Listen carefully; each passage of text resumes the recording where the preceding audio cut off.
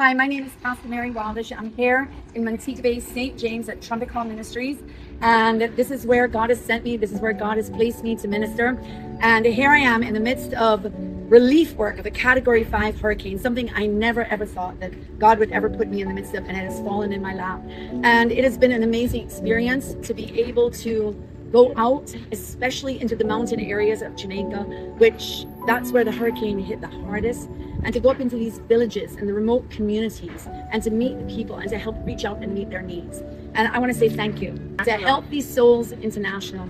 I've seen a lot in the last 2 months come through right here, this hub. We've turned our church into a hurricane hub. But what has been presented to me today is going to be an answer for so many families. Last week, Tuesday, I was up in Ginger Hill, Redneck Road.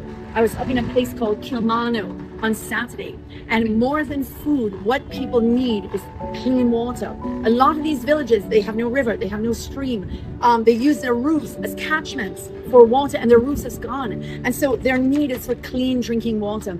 Last week, Tuesday, broke my heart when I was out to see the people thirsty. We had a truckload of food and water, and what were they grabbing for? Give us the water, give us the water, give us the water. And so water is a huge need in Jamaica right now. Our whole infrastructure has gone down where the hurricane went through, meaning no electricity, no water. Water cannot be pumped up into these areas. And so what I love about this is that it's not just a straw to drink from a river. This actually can fill a whole bucket, can fill a whole container, and give clean drinking water to family. So I want to say thank you. Thank you very much for having Jamaica on your mind. The need is real. It is very real. And this is going to be an answer to many. God bless you.